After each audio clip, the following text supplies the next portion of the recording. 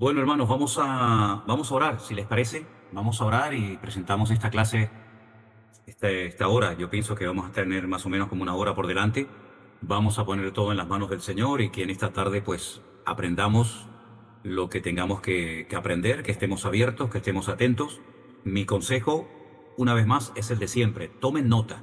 No se limiten única y exclusivamente a oír, porque si se limitan única y exclusivamente a oír, creo que no van a poder recordar con el paso del tiempo todo lo que aquí vamos a estar compartiendo. Entonces, mi consejo es que tomen nota, que siempre lo que no entra en la cabeza entra en un papel.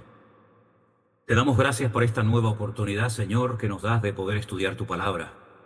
Pedimos que nos ilumines, que nos des sabiduría, que nos guíes en todo momento, para que tus verdades, Señor, toquen nuestras vidas y podamos entenderlas y podamos estar preparados para los tiempos que se avecinan. Gracias por todos y cada uno de los hermanos que han hecho un esfuerzo por conectarse a distintas horas en distintos países, para que tú, Señor, nos hables y nos muestres tus grandes y profundas verdades a través de tu hermosa y preciosa palabra. Nos ponemos en tus manos, pedimos tu bendición y que toda esta clase y todo este tiempo sea de provecho y que todos los que la puedan oír y ver sean bendecidos, Señor, y que podamos darte toda la gloria y la honra siempre a ti, porque tu palabra siempre nos habla al corazón. Ponemos todo este tiempo en tus manos, en el nombre de Jesús. Amén y amén. Una vez que ya he dicho que sería bueno que ustedes tomaran nota de todo lo que se va a estar compartiendo en esta noche, quiero aclarar algo que no dije del todo bien la semana pasada. Cuando hablamos acerca del calendario hebreo o del calendario bíblico, yo les dije, y si no, lo digo ahora, que según los judíos, ellos se encuentran en este momento en el año 5785. 5785. Lo que pasa es que ellos han quitado, no como dije la semana pasada, 120, sino 210 años. Repito, 210 años son los que ellos han quitado del calendario. Entonces, si sumamos a 5785 los 210 que le quitaron, nos daría una cifra de 5995. En este momento, según el calendario bíblico, estaríamos en esa fecha, a tan solo 5 años del año 6000, que es un año muy importante a la hora de estudiar profecía y acontecimientos finales, porque hemos dicho que basándonos en el libro del Génesis, el Señor pues no solamente creó el día, perdón, la tierra, el universo y todo en 6 días y descansó el séptimo, sino que entendemos que eso es algo mucho más profundo que simplemente decir, bueno, el Señor creó el cielo y la tierra simplemente en 6 días y el séptimo día descansó. Es mucho más que eso. Así que estaríamos, repito, en este momento. Quería aclarar algo también muy importante, y es que en el Apocalipsis capítulo 13, capítulo que estuvimos estudiando la semana pasada, tienen que tener una cosa en cuenta que es muy importante saberla, y es que cuando se escribieron los manuscritos de la palabra de Dios, tanto en el Antiguo como en el Nuevo Testamento, da igual el libro que sea, lógicamente no se utilizaron en ningún momento ni versículos. Entonces, ni capítulos ni versículos se emplearon a la hora de hacer los manuscritos de la palabra de Dios. Repito, ni versículos ni capítulos. Yo sé que nos ayuda mucho el leer la Biblia y tener versículos y capítulos, pero muchas veces los que hicieron esas divisiones como que no hicieron la división correcta. Y vamos a ver un ejemplo. Si vamos a Apocalipsis capítulo 12, el capítulo 12 termina con el versículo 17. Abran su Biblia, por favor. Leemos el versículo 17 que dice: entonces el dragón se llenó de ira contra la mujer. Fue el dragón el que se llena de ira contra la mujer que dijimos que era Israel. Y se fue a hacer guerra, el dragón, contra el resto de la descendencia de ella, los que guardan los mandamientos de Dios y tienen el testimonio de Jesucristo. Y la versión Reina Valera pone el punto al final de la palabra Jesucristo. Y en el capítulo 13, verso 1, parece como que se nos cuenta una historia completamente diferente a la anterior. Quiero decirles que en los manuscritos esa división no existe. Por lo tanto, el capítulo 12 no terminaría con la palabra Jesucristo, sino que terminaría de la siguiente manera: y se quedó en pie sobre la arena del mar. Así es como terminaría el capítulo. Y se quedó en pie. ¿Quién? El dragón. En el capítulo 12 vemos el fracaso de Satanás tratando de destruir al niño y tratando de destruir a la mujer. Entonces lo que hace en el capítulo 13, viendo que ha fracasado en dos ocasiones, tanto con la mujer como con el niño, lo que hace es que se detiene, se para sobre la arena del mar, y a continuación se nos relata el personaje del anticristo, el personaje del falso profeta, del cual hablaremos también un poco en esta noche, lo cual quiere decir que el que se para sobre la arena del mar y ve subir del mar una bestia no es ni Juan ni ningún otro personaje, sino el mismísimo dragón. Tengan en cuenta esto porque es muy importante. De hecho, hay versiones de la Biblia que incluyen la primera frase del versículo 1 del capítulo 13 del Apocalipsis como parte del capítulo 12 del Apocalipsis. Espero que esto haya quedado lo suficientemente claro, porque si no lo aclaro, si no lo explico, parece que el que se para sobre la arena del mar es Juan. Y en el libro del Apocalipsis, Juan no va de un lugar a otro, sino que el Señor le permite ver en sueños y en visiones todas y cada una de las revelaciones que él va a estar viendo y posteriormente escribiendo y enviándolas a las 7 iglesias de Asia Menor, que ya sabemos cuáles son. Por lo tanto, el que se para sobre la multitud de naciones, que significa la arena del mar, es nada más y nada menos que el dragón. El que tiene un plan B, puesto que él ha fracasado en el capítulo 12 en varias ocasiones, lo va a volver a intentar. Y dicho sea de paso, esta es la última oportunidad que le queda al diablo para alcanzar sus objetivos. Por eso dice la Biblia en el versículo 2 del capítulo 13 que Satanás le da poder, un trono y grande autoridad al anticristo. Repito, Satanás le da poder, su trono y grande autoridad al anticristo. Tres cosas. Le da poder, poder militar, poder económico, poder espiritual. Le da una sede de gobierno, un lugar, un trono desde el que puede gobernar. Y número tres, grande autoridad. Digamos que Satanás delega, Satanás le da todo a este personaje siniestro que lo conocemos con el nombre del anticristo. Aquí se le llama la bestia, con 7 cabezas y 10 cuernos, para que a través de él logre alcanzar los objetivos que no consiguió ni en el capítulo 12 ni a lo largo de la historia. Quiero recordarles también lo siguiente: el libro del Apocalipsis, quitando el mensaje a las 7 iglesias, que sabemos cuáles son, quitando esa parte que ya se ha cumplido, nosotros somos de la escuela futurista. Me explico. Quiero que tomen nota de las siguientes cosas que les voy a explicar ahora. Hay diferentes escuelas de interpretación del libro del Apocalipsis. Quiero que anoten cada uno de los nombres de estas escuelas de interpretación para que sepan más o menos, en breves detalles, en lo que consiste cada una. Por ejemplo, está la famosa escuela preterista. La escuela preterista. La escuela preterista dice que todo se ha cumplido, que el libro del Apocalipsis no hay nada que no se ha cumplido. Se ha cumplido a lo largo del Imperio Romano, en los primeros siglos de la era cristiana. Nosotros, por supuesto, no estamos de acuerdo con esa interpretación de la escuela preterista sobre el libro del Apocalipsis, porque el libro del Apocalipsis, repito, quitando los mensajes a las 7 iglesias y la visión o la visitación del Señor Jesucristo a Juan en la isla de Patmos, el libro del Apocalipsis está por cumplirse. No es pretérito, no forma parte del pasado, sino que es un libro que cuenta cosas que aún no han sucedido. La segunda escuela, que también se atrevió a dar otra interpretación sobre el libro de Apocalipsis, la conocemos como la escuela idealista. Repito, la escuela idealista. Ellos dicen que el libro del Apocalipsis es simplemente una lucha entre el bien y el mal. Nada más que eso. A través de caballos, de colores, de animales, simplemente describe una lucha entre el bien y el mal. Tampoco estamos de acuerdo con la escuela idealista, que dice que es simplemente algo simbólico, algo representativo de la lucha entre el bien y el mal.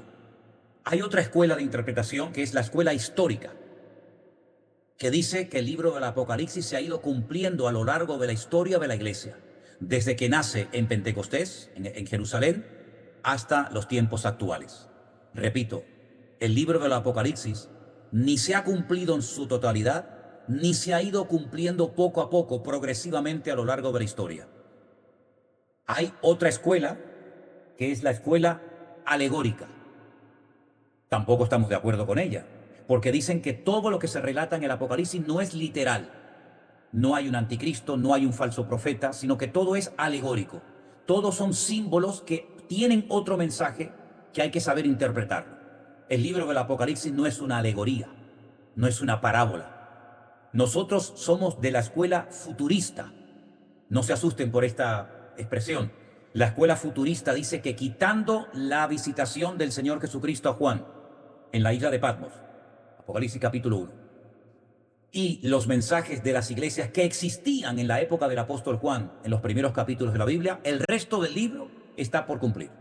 Entonces no somos ni de la escuela preterista, ni de la escuela idealista, ni de la escuela histórica, ni de la escuela alegórica, tampoco de la escuela liberal, que también hay otra que se llama así, sino somos de la escuela futurista. Creemos que la mayor parte del libro del Apocalipsis está por cumplirse en los últimos tiempos. Ahora bien, la gran tribulación o la tribulación se divide en dos grandes bloques. Una primera parte de 3 años y medio y una segunda parte de 3 años y medio. ¿De acuerdo?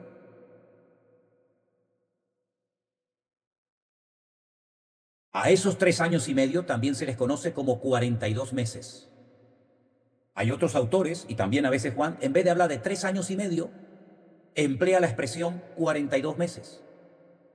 En otras ocasiones encontramos la expresión 1260 días. Así que tenemos, por una parte, 3 años y medio,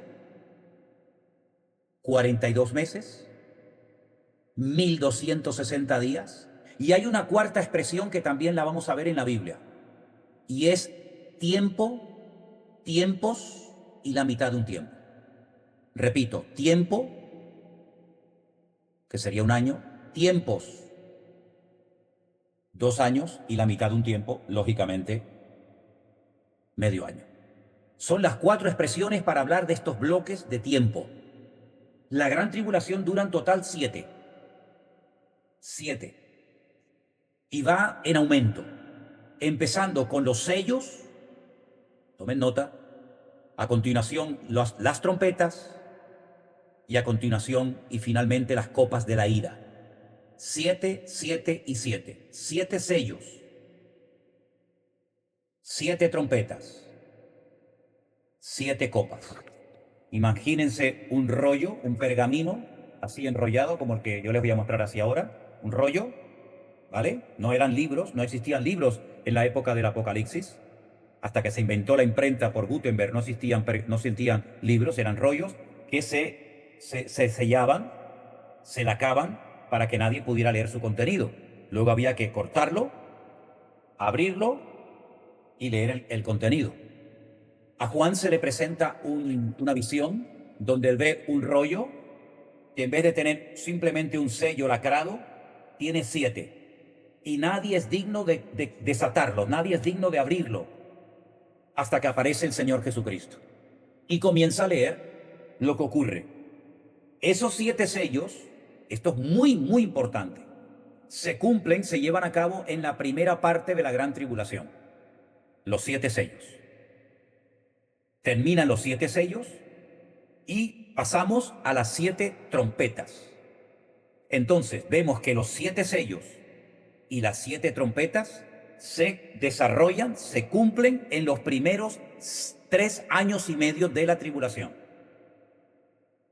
Algunos dicen, no, la gran tribulación empieza en la segunda parte. No, no, no, no. La gran tribulación empieza con el primer día. Lo que pasa es que va de menos a más. Y fundamentalmente, lo que nos cuentan los sellos, pues no son cosas tan impactantes o tan terribles como las que van a ocurrir después. Pero la gran tribulación son 7 años. 3 años y medio y 3 años y medio. La primera parte se cumplen los sellos y las 7 trompetas. Cuando pasan 3 años y medio, el anticristo profana el templo de Jerusalén, que ya ha sido construido en la primera parte de la gran tribulación, y a continuación los últimos 3 años y medio, que son los más terribles, que es donde se marca a la gente con la famosa marca de la bestia, es cuando se derraman las 7 copas de la ira sobre el planeta Tierra. ¿De acuerdo? Les voy a dar unos datos que yo creo que pueden ser muy, muy importantes cuando más adelante vayan a leer o interpretar otros pasajes de la Biblia. Por ejemplo, un dato que ya todos ustedes conocen es que para el Señor un día es como 1000 años y 1000 años es como un día. Eso ya lo saben. Pero, ¿y una hora? Si 1000 años son un día y un día son 1000 años, una hora son 41,6 años. Eso es muy importante que lo tengan en cuenta. Una hora en profecía, en escatología bíblica, son 41,6 años de historia.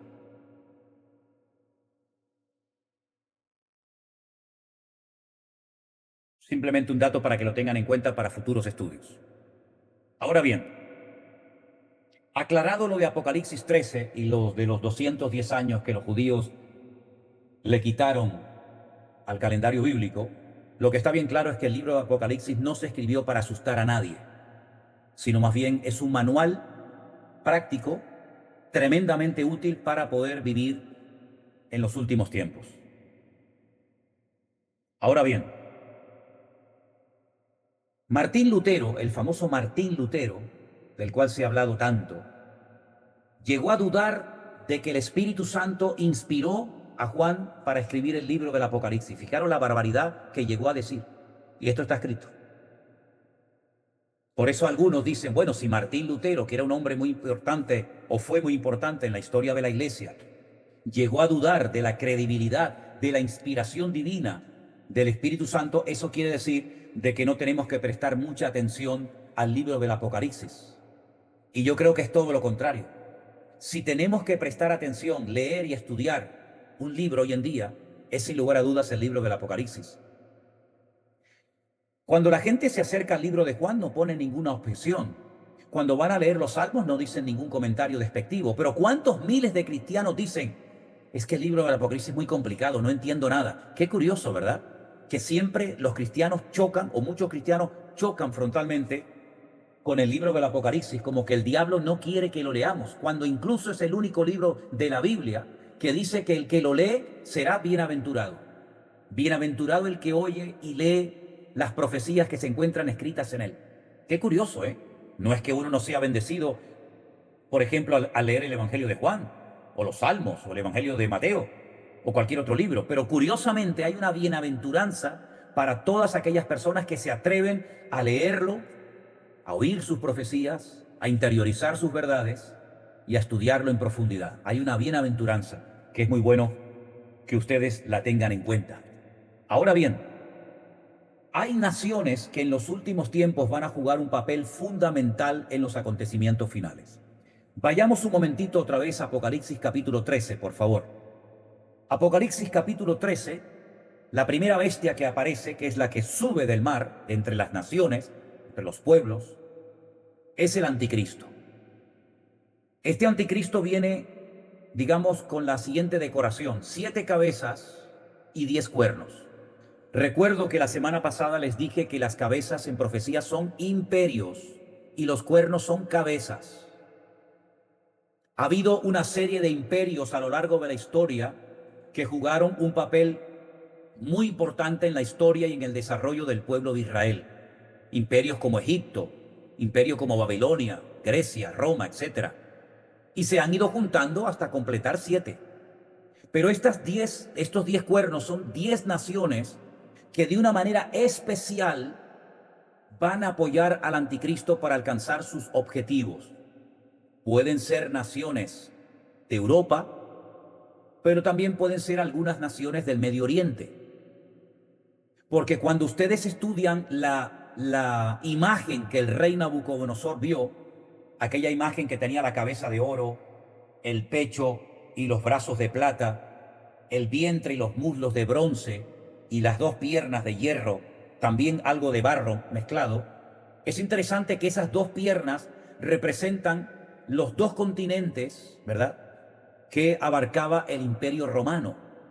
Y de ese antiguo territorio que dominó el Imperio Romano se levantarán fundamentalmente 10 naciones, 10 países que van a apoyar militarmente, económicamente, etcétera, etcétera, al anticristo. Dijimos que este anticristo, este personaje siniestro, se parecerá a un leopardo, a un oso y a un león. Tres animales que se mencionan en Daniel capítulo 7 y que representan a Grecia, a los medos persas y a Babilonia. Lean Daniel 7 y van a ver lo que les estoy diciendo.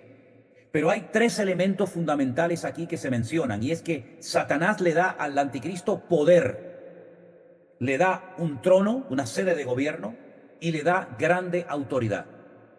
Es interesante notar que en el centro, o prácticamente en el centro de Europa, está el famoso Parlamento Europeo, donde políticos de toda Europa, Alemania, Grecia, España, Francia, etcétera, etcétera, se reúnen para tomar acuerdos que luego se tienen que cumplir en todo el continente europeo.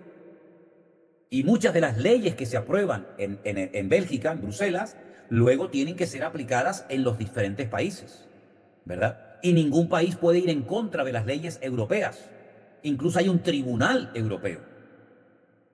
Y puede ser, y yo he pasado muchas veces por delante y he visto el Parlamento Europeo, puede ser que el anticristo utilice esa sede de gobierno que ya está preparada, que ya existe, pues para hacer acto de presencia y al mismo tiempo, pues para ejercer y hacer de las suyas en los últimos tiempos.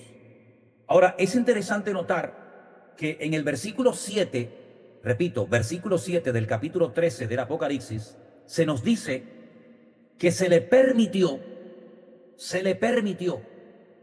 hacer guerra contra los santos y vencerlos. Si ustedes leen, por ejemplo, Primera de Corintios capítulo 1, la Biblia dice que cuando Pablo se dirige a la iglesia, se dirige a los santos que están en Corinto. Y sabemos que nosotros hemos sido justificados y santificados por Cristo, lo cual quiere decir que o somos o no somos los santos que menciona la Biblia. Lo que no puede ser es que tengamos como dos varas de medir. Cuando nos conviene somos los santos y los escogidos, y cuando no nos gusta lo que leemos no somos ni santos ni escogidos. Una de dos, o somos para todo o no somos para nada. El versículo 7, repito, dice que se le permitió a este personaje hacer guerra contra los santos. Y tremendo, dice aquí, vencerlos. También se le dio autoridad sobre toda tribu, pueblo, lengua y nación. El otro día escribía una persona, un correo que me lo hacía llegar Priscila, y decía que es totalmente imposible que hoy por hoy, se levante en el mundo un personaje con tanta autoridad y con tanta influencia a nivel mundial, que eso es prácticamente imposible. Pues sí es posible, porque el Señor lo va a permitir. El Señor va a permitir que este personaje siniestro ejerza una influencia tremenda. De hecho, esta tarde me acaban de mandar nuestro hermano Daniel de Estados Unidos, después en todo caso se lo mando a todos, una reunión donde aparece Putin, presidente de Rusia, con Maduro, el presidente de Venezuela, proponiéndole crear un nuevo orden mundial, un nuevo sistema mundial de gobierno. Habrá una nueva economía, una nueva moneda, un nuevo régimen fiscal, etcétera, etcétera. Por lo tanto, lo que humanamente hablando nos puede resultar imposible, más de uno se va a quedar con la boca abierta de ver cómo es posible que se cumpla lo que la palabra de Dios dice. Lo que pasa es que hay algunos que no tienen la capacidad de ver más allá de lo que ven sus ojos naturales. Y cosas que nos pueden resultar humanamente imposibles que sucedan, no hay ningún problema en que se puedan cumplir, porque cuando la palabra de Dios lo profetiza, no importa lo que nos digan las circunstancias externas, se puede cumplir perfectamente. Ahora bien, ¿qué naciones podrían apoyar al anticristo. Claro, si yo hago la pregunta y abrimos los micrófonos, muchos de ustedes van a comenzar a mencionar un montón de naciones. Pero como nos tenemos que basar en datos bíblicos, no en suposiciones o en opiniones personales, tenemos que partir de la base de que en el libro del Génesis, la Biblia habla de que Dios formó el mundo con 70 naciones. Este dato es muy importante, ustedes lo van a encontrar en el libro del Génesis. Muchas de esas naciones hoy en día tienen otro nombre. Otras han mantenido el nombre prácticamente desde el principio. Por ejemplo, una nación que siempre se ha llamado igual es Egipto. Egipto nunca ha cambiado el nombre. Y así hay otras cuantas. Ahora bien, quiero presentarles una interpretación que se hace del Salmo 20, versículo 7. El Salmo 20, versículo 7 es muy interesante porque con datos bíblicos y utilizando y recurriendo una vez más al idioma original de las Sagradas Escrituras, que es el hebreo, creo que podemos ver aquí algo muy interesante. Leamos primeramente el texto de Salmo capítulo 20, versículo 7, y que dice así: Estos es un adjetivo demostrativo, confían en carros y aquellos en caballos, mas nosotros en el nombre del Señor nuestro Dios tendremos memoria. Aquí hay tres grupos o tres personas diferentes. Los que confían en carros, los que confían en caballos y los que invocan el nombre del Señor, los que se agarran al Señor y al poder de su palabra y de su nombre. Partiendo de la base de que el libro del Génesis nos habla de 70 naciones que recibieron su tierra, que fueron, digamos, puestas por el Señor en puntos geográficos importantísimos, vamos a intentar ponerles ahí en la pantalla, Vanessa, la primera palabra hebrea que te mandé, por favor. Y la primera palabra que ustedes van a ver en sus pantallas es esta. No, esa es la segunda. La primera palabra que te mandé. La primera palabra que te mandé es la palabra L. Ahí dice L, es decir, ahí dice estos. Esa es la palabra estos. Ese es el pronombre demostrativo que hemos leído en el Salmo capítulo 20. Ahora, si os dais cuenta, hay tres letras. Desde la derecha, siempre el hebreo es al revés, de derecha a izquierda. La primera letra es una letra llamada Aleph, la segunda letra, la del medio, que parece un 7, es la letra Lamed, y la tercera letra es la letra Hei. Esas tres forman la palabra L. Si nosotros quitamos la primera letra, que nos serviría para formar el nombre Esaú o Esav, nos quedarían la del medio y la última. Y como en el hebreo las letras tienen un valor numérico, esas dos letras, la del medio y la última, la que está abierta, nos da el valor de 35. Si vamos a la siguiente palabra, Vanessa, por favor, a la siguiente palabra, que es VL, que sería aquellos o estos otros, nos vamos a encontrar la primera, el parito que veis es la conjunción y aquellos o estos otros, y vuelve a aparecer la misma palabra, también volvería a sumar 35. Es decir, que 35 y 35 nos da un valor numérico de 70, que son las 70 naciones de las cuales habla la Biblia. Pero esas 70 naciones se dividen en dos bloques. Una parte que son los que confían en carros y una segunda parte de 35 naciones que confían en caballos. Ahora, en profecía, cuando estudiamos el Antiguo Testamento, todo lo que tiene que ver con Esaú nos habla acerca de las naciones occidentales, las naciones que usan la tecnología.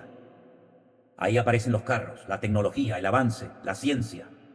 Sin embargo, las otras 35 naciones que se asocian con Ismael, el padre de las naciones árabes, se asocian con caballos. Ya no hay tanta tecnología, pero son muchos, tienen mucha fuerza. Pero ya no se habla de carros, de tecnología, se habla de caballos. De hecho, el caballo árabe es, junto con el hispano árabe, el mejor caballo que existe en el mundo. ¿Qué nos está diciendo aquí la palabra? Que en los últimos tiempos habrán personas que confían en su tecnología, procedentes de naciones occidentales, europeas, etcétera, naciones avanzadas, que se van a unir junto con otro grupo de naciones no tan avanzadas, no tanta tecnología, que son las naciones árabes, que son los que están representados con los caballos. Y esto nos da una idea de esa asociación que se va a producir en los últimos tiempos de naciones, digamos, modernas, de tecnología, con naciones no tan tecnológicas, pero que tienen algo muy importante, que es el oro negro, como es el petróleo. Lo que hace que un tanque de combate se mueva, lo que hace que un avión vuele, lo que hace que un barco se traslade de un lugar a otro. Y estamos viendo cómo Occidente se está uniendo con naciones árabes y todas en contra de uno. Así como pasó en la Segunda Guerra Mundial, que era uno contra todos, en los últimos tiempos se le da la vuelta a la tortilla y son todos contra uno. Y ese uno, en aquel momento, representado por el pueblo de Israel, eran los únicos que confiaban en un Dios, eran los únicos que tenían las instrucciones de Dios por escrito, que era la palabra de Dios, la Torá, los salmos, etc. Y por eso vamos a ver en los últimos tiempos que Israel va a experimentar una presión sin precedentes. Ya sé que los judíos, alguien podría decir, siempre han sido perseguidos, siempre han sido masacrados, fueron expulsados de aquí, fueron expulsados de allá, pero lo que vamos a ver en los últimos tiempos como presión social, política, incluso espiritual contra el pueblo de Israel no tiene precedentes en la historia. Y lo estamos viendo, como incluso en las famosas universidades de lujo, de élite de los Estados Unidos, se han levantado hordas de personas en contra del pueblo de Israel. Europa prácticamente apoya más a los palestinos que al pueblo de Israel, y es como que el mundo se ha puesto al revés. Y como dije la semana pasada, no es que Israel sea una nación perfecta. Israel sigue todavía, en su inmensa mayoría, rechazando al Mesías, pero hay unos proyectos, hay unos planes, hay unos pactos que Dios ha establecido con ese pueblo, con esa nación, y que sí o sí se tienen que cumplir de una u otra manera. Caín se levantó contra su hermano Abel, hermano contra otro hermano. Vimos después, más adelante, cómo el faraón se levanta contra todos los varones de Israel, pero deja a las hembras sin tocar. A las mujeres no las tocó, pero a los hombres sí. Pero vemos que de uno se pasó a querer matar a todos los varones. Luego, en los tiempos del libro de Esther, ya se incluyeron a las mujeres, ancianos, niños y por supuesto varones. Ya se va ampliando la presión. Vimos, por ejemplo, también en la Segunda Guerra Mundial, el objetivo de los nazis era la destrucción y la aniquilación de toda la población judía, no solamente en Alemania, sino en cualquier parte del mundo. De hecho, incluso tuvo conversaciones con el mufti de Israel para entregarle a los judíos que vivían en aquel momento, en aquel país que todavía no había sido, digamos, nombrado o establecido como Israel, como Estado moderno. Y vamos a ver en los últimos tiempos un paso más allá. Es una guerra contra el Dios de Israel. Ya no es una guerra contra hombres, mujeres, niños y ancianos, sino es una guerra con una connotación espiritual tremenda, hasta el punto que lo que se pretende es una guerra abierta contra el Dios de Israel, contra la palabra de Israel y contra todo lo que sea objeto de culto, hasta el punto que lo que se va a producir en los últimos tiempos es la puesta en escena de otro personaje siniestro que se conoce como el falso predicador o el falso profeta. ¿Qué era un profeta en los tiempos de la Biblia? Una persona con una unción especial para traer el mensaje divino. Una persona escogida por Dios para que en momentos puntuales guiara al pueblo al corazón de Dios, al arrepentimiento, y que el pueblo volviera otra vez a los caminos del Señor. En el capítulo 13 también se nos habla de este personaje, a partir del versículo 11. Leamos la información que la Biblia nos proporciona. Versículo 11. Después vi otra bestia, otra, es diferente. En este caso subía de la tierra. La procedencia es diferente. No sube de entre las naciones, como el caso del anticristo, que una serie de naciones lo apoyan, una serie de naciones lo levantan, sino que ahora la puesta en escena de esta otra bestia es diferente. Simbólicamente se nos habla de que tenía dos cuernos semejantes a los de un cordero, pero hablaba como un demonio. Es decir, su apariencia no tiene nada que ver con la esencia de este personaje. Aparenta ser un cordero, dice que tendrán apariencia de piedad, pero negarán la eficacia de la misma. Pero habla como un dragón. Ejerce toda la autoridad de la primera bestia en presencia de ella. Es decir, que está para apoyar al anticristo. Y hace que la tierra y los moradores de ella adoren a la primera bestia cuya herida mortal fue sanada. Este representante de esta institución religiosa, que la Biblia la denomina la gran ramera o la gran Babilonia, no tendrá ningún problema en que la gente adore a un hombre como si fuera Dios. Y la pregunta es, ¿por qué no tendrá ningún problema en hacer o en obligar a la gente a que adore a la bestia o al anticristo como si fuera un Dios? Porque tenemos que retroceder un poco. Y dice en el versículo 3 que una de sus cabezas fue herida de muerte, pero su herida mortal fue sanada, y se maravilló toda la tierra en pos de la bestia. Puede ser que aquí la Biblia nos esté dando el siguiente dato, y es que el anticristo sufra una especie de atentado durante la primera parte de su reinado y se corra la noticia de que lo han suicidado, lo han matado. Pero milagrosamente vuelve a la vida y es entonces cuando el falso profeta o el falso predicador hace que la gente lo adore como si fuera una especie de Mesías, una especie de Dios que necesita ser adorado. También dice la Biblia que hace grandes señales, de tal manera que aún hace descender fuego del cielo a la tierra delante de los hombres. ¿Cómo lo va a hacer? No lo sabemos. Pero que Satanás tiene la capacidad en un momento determinado de utilizar señales para seducir y para engañar a las naciones, no te quepa la menor duda.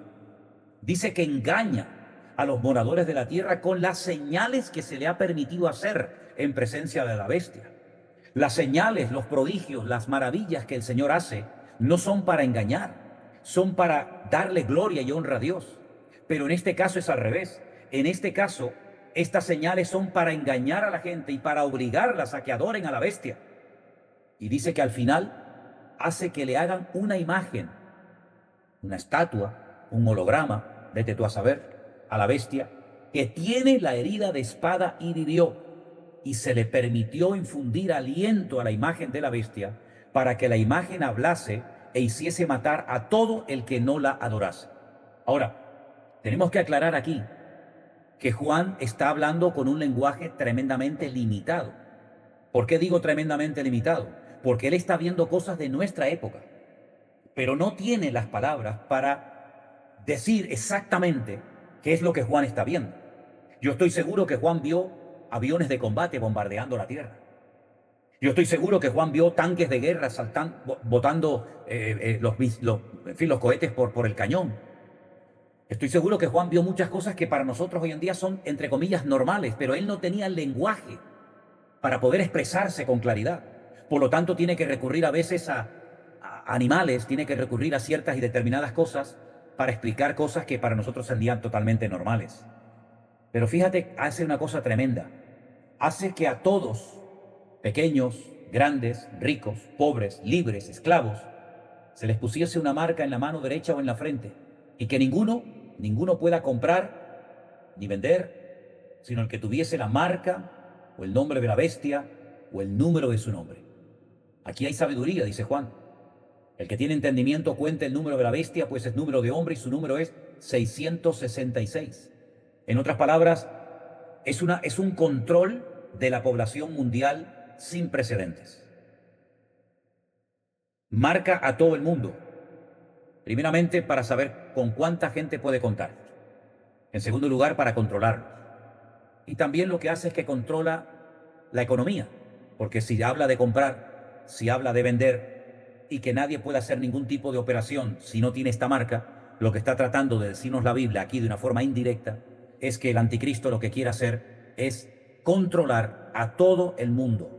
Lo que compra, lo que venden, dónde viven, dónde no viven, dónde están, dónde no están, cuándo entran, cuándo salen, etcétera, etcétera. Es decir, lo que era impensable que ocurriera en los tiempos bíblicos, hoy en día es totalmente posible. Controlar a la gente, vigilar a las personas, controlar sus tarjetas de crédito, cuánto has gastado, cuánto no has gastado, etcétera, etcétera. Por lo tanto, lo que nosotros leemos en la Biblia, que para Juan podía ser algo totalmente impensable, imposible, para nosotros es totalmente posible que lo que hemos leído se haga realidad en nuestros tiempos. Ahora bien, estamos yendo en una dirección en la que ya no hay retorno, ya no hay marcha atrás. Cuando el otro día esta persona nos escribía un correo, él decía que dejemos de asustar a la gente, que aunque estamos pasando un momento difícil, todo se va a solucionar y va a venir paz a la tierra y todo va a ir mejor. Yo honestamente no sé qué Biblia lee esta persona. La verdad es que no sé qué libro está leyendo. La Biblia, que yo sepa, no, porque el mismísimo Señor Jesucristo dice que la maldad llegaría a un nivel tan brutal que si aquellos días no fuesen acortados, nadie se salvaría. Y la maldad va a ser un efecto tan negativo, tan aplastante en la sociedad, que dice que por haberse multiplicado la maldad, el amor de muchos se enfriará. Por lo tanto, esa utopía de que vamos a un mundo mejor, de que ahora en vez de usar coches de diésel o de gasolina, vamos a utilizar coches eléctricos y en vez de tirar tanta comida, vamos a reciclar y todo esto va a hacer que el mundo vaya a mejor, esto es justamente lo que el diablo quiere que la gente crea. Que las propuestas que él viene a traer, que van a funcionar durante un tiempo, le hagan creer a la gente que lo que habían predicado los predicadores, lo que habían predicado y enseñado los cristianos a lo largo de la historia, de que el mundo se iba a terminar despedazando, no era verdad. Y es que el diablo siempre tiene como un mensaje contrario al de la Escritura. ¿Qué dijo Dios? Que el día que comas mueras, tú no vas a morir. Es decir, siempre llevándole la contraria a Dios. ¿Qué dice la Biblia? ¿Que el mundo irá de mal en peor? No, eso es mentira. El mundo va a ir a mejor. Y después va a haber más amor y más cariño y más paz y más estabilidad y más justicia social. Es rotundamente falso. Claro, yo quisiera poder decir otra cosa. Me gustaría decir, oye, pues dentro de un par de años esto va a ser el paraíso terrenal y va a ser una maravilla vivir en el mundo. Pero es que lo que estamos viendo incluso es que ya no hay un país que se salve. Es que ya no hay un lugar en Europa que uno diga, oye, vivir aquí es una maravilla. O en Estados Unidos, o en África, ya no hay un país bajo la tierra que no vaya a ser sacudido y zarandeado por los acontecimientos finales. Por lo tanto, lo que el creyente tiene que hacer es prepararse en todos los sentidos para que estas cosas no nos sorprendan. Como dijo Pedro en una de sus epístolas, ¿no? No sorprendáis del fuego de prueba que os ha sobrevenido, como si alguna cosa extraña os aconteciese, sino quiero que tengan en cuenta que los mismos padecimientos, los mismos sufrimientos, las mismas persecuciones, etcétera, etcétera, las están padeciendo vuestros hermanos en todas partes del mundo. Claro, en aquellos días no había acceso a las redes sociales, la gente no viajaba tanto como hoy en día, pero hoy en día podemos ver lo que está pasando en otro país prácticamente en tiempo real. Lo cual quiere decir que la información que contamos nosotros hoy en día nos permite darnos cuenta de que el mundo está en una agonía terrible y de que esto no se va a solucionar fácilmente. Ese será el eslogan con el que el anticristo aparezca en su campaña política. Os vengo a ofrecer lo que el mundo no tiene: paz y seguridad. ¿Y quién no quiere paz? ¿Quién no quiere seguridad? Todo el mundo quiere eso. Si tú piensas que la paz y la seguridad viene cuando consigas al hombre de tu vida, o a la mujer de tu vida, o hayas podido comprar esa casita que tanta ilusión te hacía, o que ya tengas tus ahorros ahí en Suiza, que nadie sabe, o debajo del colchón, pues te equivocas. Porque llegará un momento que todas las seguridades que ofrece el mundo se van a desvanecer. Porque el Señor lo que quiere es que por fin entendamos todos, creyentes e inconversos, que la única seguridad se llama Cristo. Y que fuera de Cristo todo es mentira. Y que fuera de Cristo no hay paz, ni seguridad, ni hay nada. Hay una cierta tranquilidad por saber que más o menos tengo mis cositas controladas, pero la verdadera paz, la verdadera seguridad no viene por lo que tienes. Porque lo que tienes, ahora mismo entran en tu casa 4 personas encapuchadas y armadas y te quitan todo. Y todo lo que has acumulado durante toda tu vida se lo llevan. Y no es la primera vez que ocurre. Déjenme que les cuente algo que me contaron de primera mano cuando en el mes de diciembre, después del ataque de este grupo de Hamas, atacó a Israel el día 7 de octubre, yo fui en diciembre con un hermano, solo, fuimos los dos, para ver lo que allí estaba sucediendo. Todas aquellas personas que fueron atacadas en los kibutzim del sur de Israel, vivían muy bien. Para ellos era un sueño el poder tener su casita, su finca, sus animales, sus terrenos. Y en una hora lo perdieron prácticamente todo. Y todas sus seguridades se desvanecieron, hasta el punto que muchos perdieron la vida. Y otros tantos todavía no han podido regresar a aquella vida de paraíso que ya habían, digamos, diseñado, ¿no? Entre muchos de ellos. Es interesante notar que el año pasado, en la fiesta que en este momento se está celebrando en Israel, que era la Simchat Torah, la alegría por haber leído ya el ciclo de todos los libros de la Torah de Moisés, pues en ese día pues se produjo una tragedia que no había tenido precedentes hasta los tiempos de la Segunda Guerra Mundial. Y es interesante notar cómo muchas personas lo perdieron prácticamente todo en minutos. Trabajo de años y años. Lo perdieron todo en cuestión de minutos. Y es interesante notar porque se volvió a repetir la historia, que la única seguridad de verdad que funciona es nuestro Señor Jesucristo. Si cambiamos o queremos unir nuestras seguridades personales con la seguridad que produce el Señor, ese matrimonio no funciona. Va a terminar en un divorcio. El único que puede cuidar de nuestra vida y protegernos del diluvio de fuego que viene sobre todas las naciones de la tierra se llama Cristo. Si lo tienes a Él, el Señor te va a guardar y proteger. Y si no, amigo, prepárate, porque como dije el otro día en el culto, el anticristo va a marcar a la gente que se quede y que tengan que seguirlo a él, y que para poder hacer cualquier operación van a tener que dejarse marcar, y los que se marquen nunca van a poder convertirse. Están condenados a cadena perpetua espiritualmente hablando. Por lo tanto, si alguno de los que está oyendo y escuchando esta enseñanza, te quedas en la segunda parte de la gran tribulación, quiero que sepas que cuando algún día se te ocurra ir a la iglesia o enciendas el Zoom y de repente veas que desaparecieron centenares de hermanos que están conectados en este momento y tú te quedaste ahí viendo la pantalla y dices, uy, ¿qué pasó? Pues lo que pasó es lo que dice la Biblia, que en un momento y en un abrir y cerrar de ojos, los que estemos con vida en ese momento, seremos llevados a la presencia del Señor y en el aire lo recibiremos para estar siempre con Él. Así que todas estas verdades bíblicas que se han predicado durante siglos, en algún momento de la historia, digo yo, tenían que cumplirse, ¿no les parece? Muchos hermanos, muchos creyentes leyeron de que nacería un Mesías en Belén de Judea y no lo vieron, pero hubo una generación que lo vio nacer y hubo una generación que lo conoció personalmente y hubo una generación que vio su muerte y su resurrección y hubo una generación de creyentes que predicaron el Evangelio y que dieron la vida por Cristo y que estuvieron como testigos en el aposento alto y fueron llenos del Espíritu Santo. Y tendrá que haber una generación, la nuestra probablemente, que sea la que vea la manifestación del anticristo, que vea cómo las naciones se unen todas para ir en contra de Israel, que vea lo que hemos leído en el Apocalipsis durante más de 40 años, por ejemplo, en mi caso, y que lo hemos leído y leído y leído y predicado, pero que todavía no se ha cumplido. Y estamos más cerca del cumplimiento de estas profecías que ninguna otra generación de la historia de la humanidad. Así es que, mis queridos hermanos, a prepararnos, a no perder el tiempo en vanidades y en cosas que no vienen de parte del corazón de Dios, aprovechar los tiempos y sobre todo, hermanos, y esto es muy serio, muy importante, háblele a la gente de estas cosas. Porque no sé lo que tienen estas enseñanzas, que cuando usted le dice a la gente que Cristo viene, que el mundo va a entrar en una guerra mundial sin precedentes, que millones de personas perderán la vida, que Rusia se atreverá junto con otras naciones a atacar a Israel, estas cosas a más de uno le sorprenden y le impactan.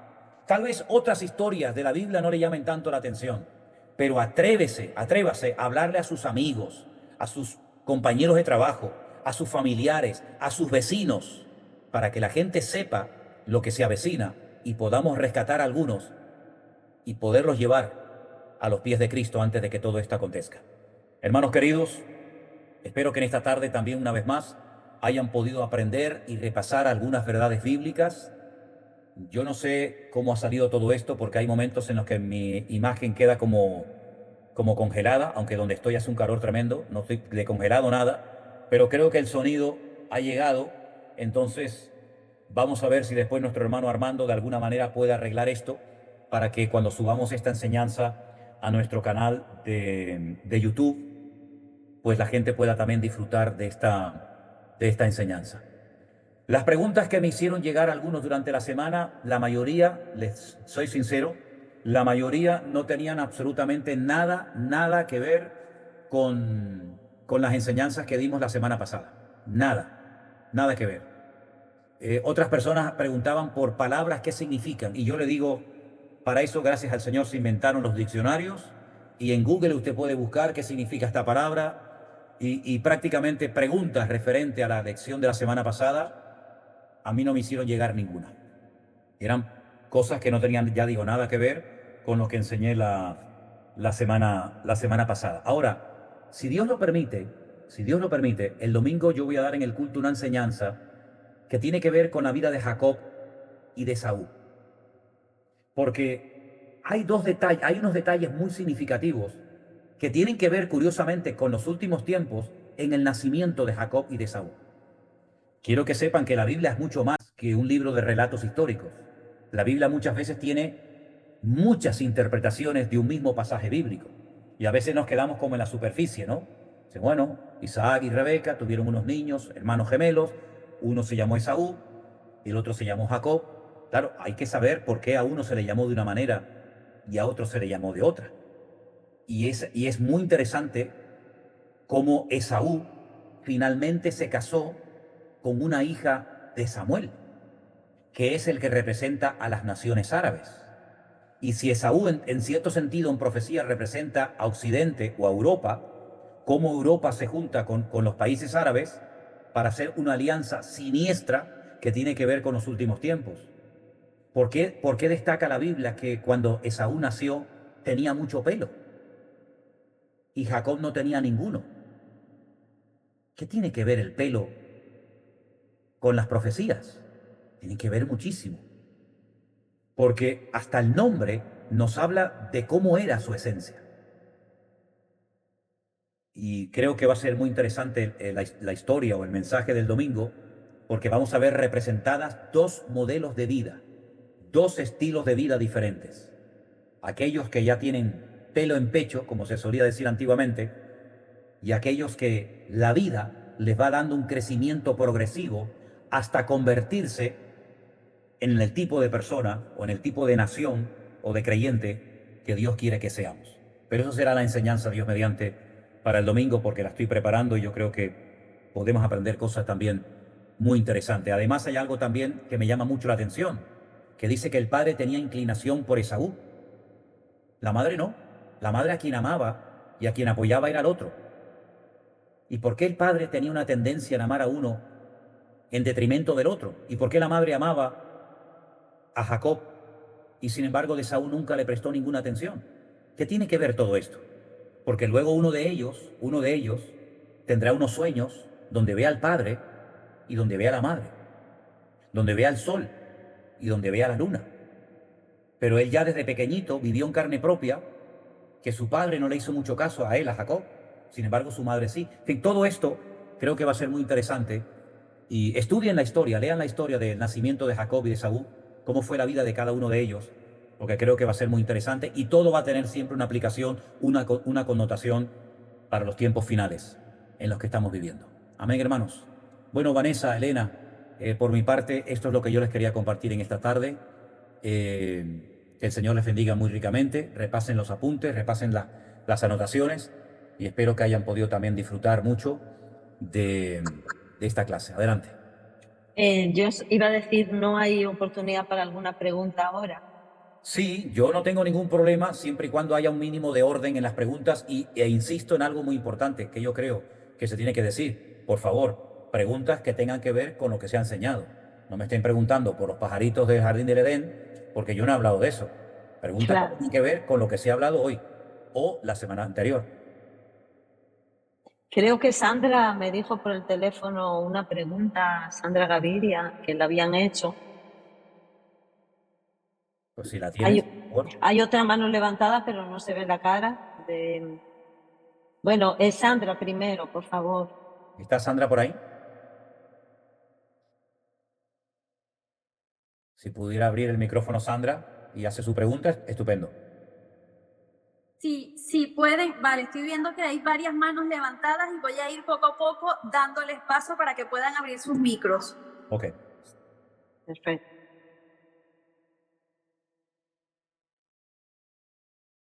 Ok, entonces la primera pregunta, ¿cuál sería, por favor?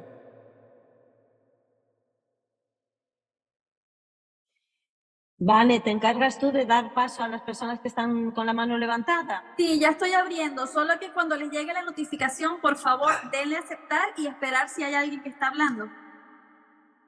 Ok.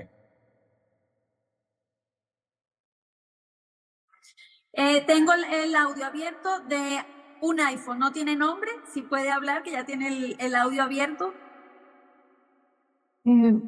Seré yo. Gracias. Debe ser tú porque te estamos escuchando a ti. ¿Cómo te llamas? Bendiciones. Marilyn. Marilyn, ok. Ajá. Sí, pastor, quiero preguntarle si el anticristo puede ser un político que esté ya, por ejemplo, o que va apenas a empezar su carrera política en ese momento. Mira, mi opinión personal, yo no puedo decirlo con la Biblia porque no. Pero en mi opinión particular, yo creo que el anticristo está vivo hace ya mucho tiempo. Simplemente se tienen que dar una serie de acontecimientos que aún no se han dado, pero se están haciendo reuniones en muchas partes del mundo muy interesantes. Y yo creo que en menos de lo que nos podemos imaginar, este político, porque es un político, se va a manifestar de una forma tremenda. Ahora, antes de seguir, hace unos años, alguien, un ortodoxo judío, me regaló un libro que se titula El verdadero Mesías.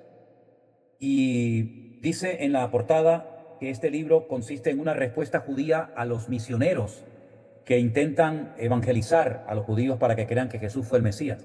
En la página 113 de este libro hay unas palabras que las subrayé y se las quiero leer y dicen así, hablando acerca del Mesías, desde el punto de vista judío. El Mesías será un ser humano normal y corriente como cualquier mortal, nacido normalmente con padre y con madre. Nuestra tradición afirma que tiene que ser un descendiente del rey David, y en la actualidad hay muchas familias que pueden acreditar que forman parte de este linaje. ¿Por qué leo esto? Porque el anticristo, a quien fundamentalmente va a engañar, aunque suene fuerte, va a ser a los judíos, a muchos judíos. ¿Por qué? Porque para los judíos el Mesías no es como el Mesías en el cual nosotros creemos, que no es un mortal como cualquier otro, que no va a tener que subir al templo de Jerusalén a presentar sacrificios, porque eso lo tendrían que hacer en todo caso los pecadores, o ellos como judíos. Sin embargo, para los judíos el Mesías es un hombre normal y corriente con unas capacidades tremendas de poder unir, de poder clarificar ideas, de poder traer paz, de poder animar a que todos vengan al pueblo de Israel a vivir. Y el anticristo va a cumplir muchísimas de las expectativas del pueblo de Israel. Incluso va a conseguir que logren construir el templo de Jerusalén, que es el sueño dorado de millones de judíos. Por lo tanto, el anticristo yo creo que ya está con vida. Es una opinión personal, ¿eh? Yo no puedo demostrar esto con la Biblia, pero yo creo que dado los acontecimientos tal y como se están desarrollando, yo no creo que el anticristo todavía no haya nacido. Yo creo que está en una etapa de preparación, pero muchos de los detalles que hacían falta para que apareciera de un momento a otro ya se han dado. Por lo tanto, yo creo que el anticristo está por ahí, aunque todavía no se ha dado a conocer. ¿Otra pregunta? Bueno, hay muchísimas manos, por lo que veo, ¿eh? Muchísimas. Vanessa, ¿me oyes? Sí. El hermano Luis, le estoy solicitando para que abra su audio. Gracias, hermana. Es un gusto, pastor. La vez pasada yo tomé nota que el pueblo judío estuvo 420 años.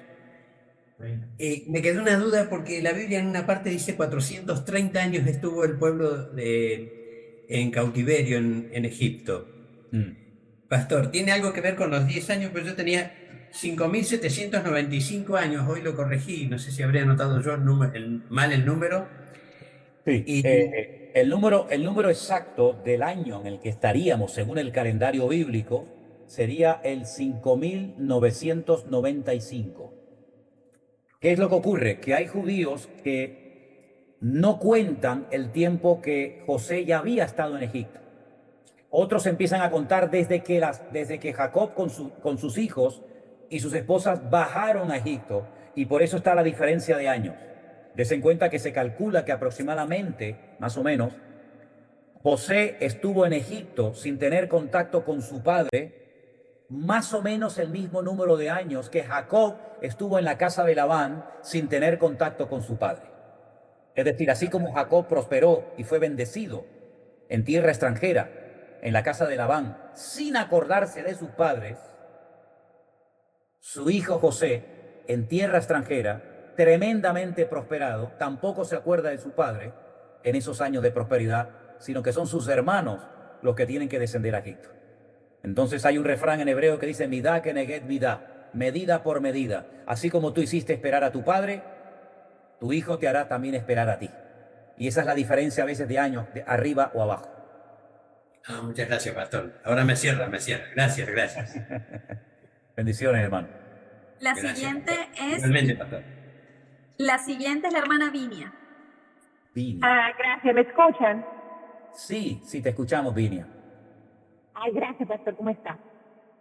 Mi pregunta es, o mi confusión es, con los años, si un día es igual a 1000 años, entonces cuando Dios comenzó a crear el mundo, de que ya entonces pasaron, que le tomó 6 años, ya hay 6000 años. Bueno, vamos a ver.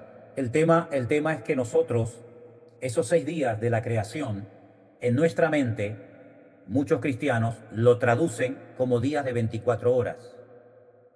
Y no es realmente así. ¿Por qué no es realmente así?